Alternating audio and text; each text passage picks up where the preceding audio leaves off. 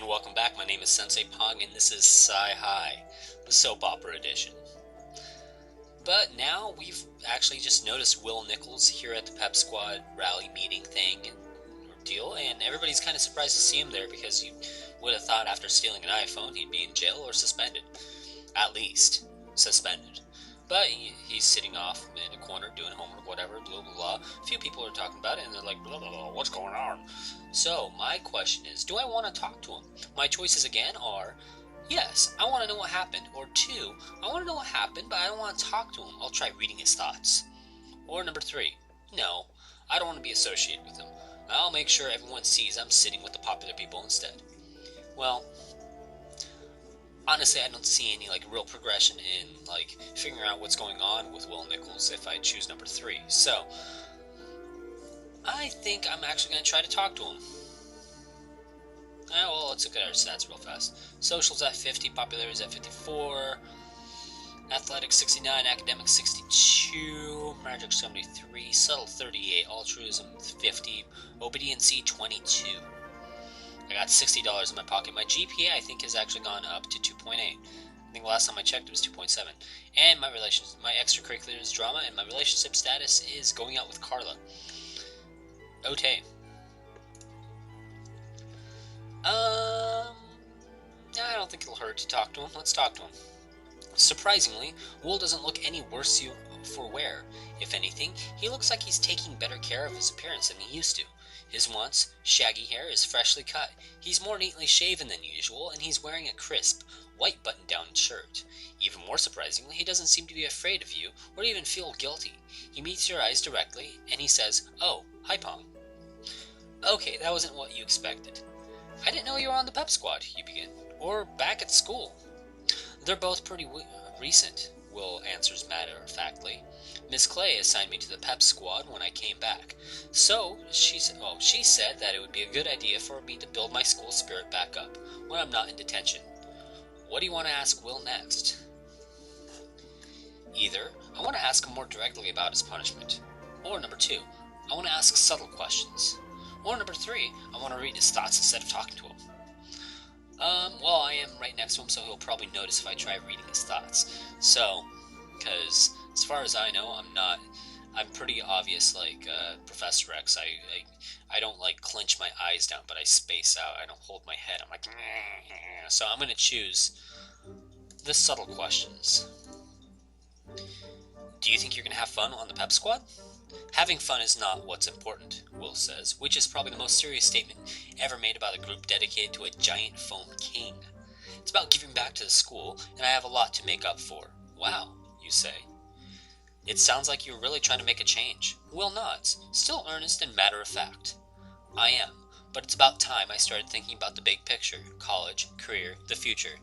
That doesn't sound like Will at all, but you know who it does sound like. Jake. And Jake didn't sound like himself either when you talked to him. This is weird. What? But before you can do anything else, Mackenzie's voice breaks in. "All right, King Sporters." All eyes turn to Mackenzie as she strides to the center of the gym. She's got a blue and gold silk scarf. Somehow she can make even Kingsport blue and gold look chic. And a determined grin. "We're about to start. We've got to make the best pep rally ever. That means everyone needs to do their part. Cheerleaders, you're outside. People making posters, you get to the left side of the gym. People planning activities, you're on the right." It's okay. As Mackenzie talks, she points to each group of people in turn, and they obediently scatter. And she turns around to see who else she can give orders to and discovers you're the only one left. Her nose wrinkles in distaste, and without missing a beat, she turns away. "And all you know what you're doing," she says, pasting a calculatedly bright smile on her face. She cries cheerily, "Be Charleston!" There are scattered shouts of, "Be Charleston," in reply.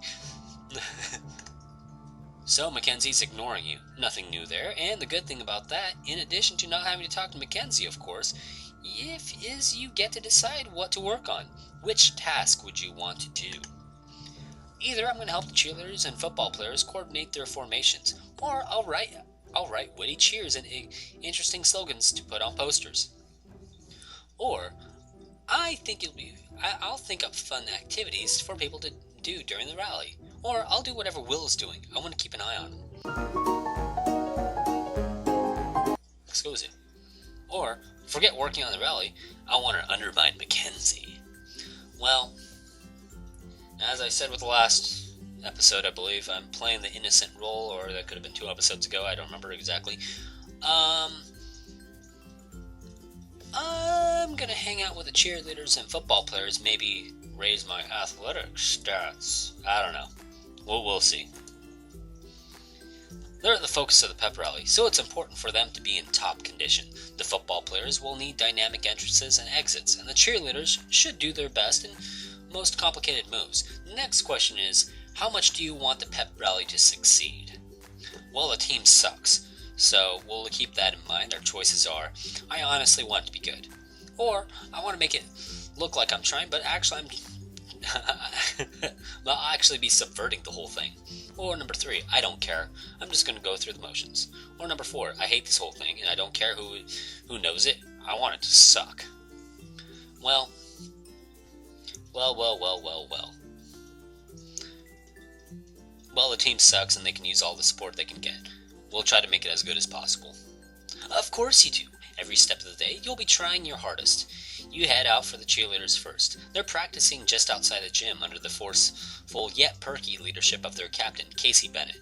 Megaphone in hand, bright red ponytail bouncing as she moves, she paces up and down the row of girls, counting out the rhythms as they go through the complicated series of dance moves. 5, 6, 7, 8, up, down, over, oh, come on, Serena, you go in front of Tara. Casey cast an exasperated look up at the heavens. Look, just take 5 and come back ready to do some real work. The cheerleaders scattered and head over. Hi, Casey. Oh, hi, Pong. She's even more... yeah, her voice is just completely gone back to normal. Even at her most exasperated, Casey still gives you a perky grin. You know, I was thinking you could do a lot more here, you begin. I mean, I know that your routine isn't working out for you, you add sympathetically, nodding over at the unhappy cheerleaders. But maybe you just need to try something new to get the squad's energy back up. Like what? Casey asks. Well, maybe you could try something with more jumps, you suggest. That'll show off the squad's athleticism, and you don't have to worry about people going the wrong direction. Maybe Serena doesn't have great rhythm, but you know she can jump. That feels like a racist thing somewhere. I don't know, but it turns itself around, so it's not. But I feel like that's borderline offensive. Casey's grin lights up brighter. That's a great idea. We did a routine last year with a lot of jumps. We can bring back some of the moves we did then. Casey whirls around, enthusiasm renewed, and calls, All right, team, new plan. Mission accomplished. Was that really a mission? Okay.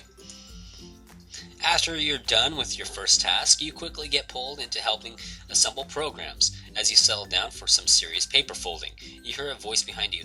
Hey, babe. Your heart gives an excited thump, and you don't even need to turn around to know it's Carla. Hey, you say, back, grinning over your shoulder at her. You catch a few people looking your way, and more than a few whispers, you have to admit. Carla is pretty conspicuous. In the sea of blue and gold, she's in all black. What kind of greeting do you give Carla?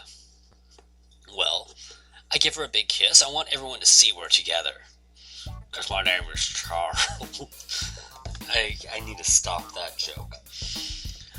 I keep it low-key. I reach over and squeeze Carla's hand, but that's it.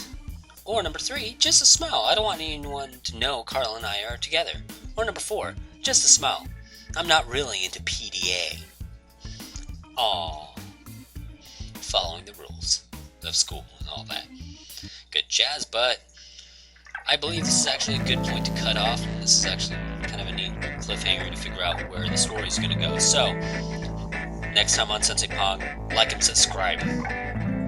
Yeah, Sensei-pong signing out.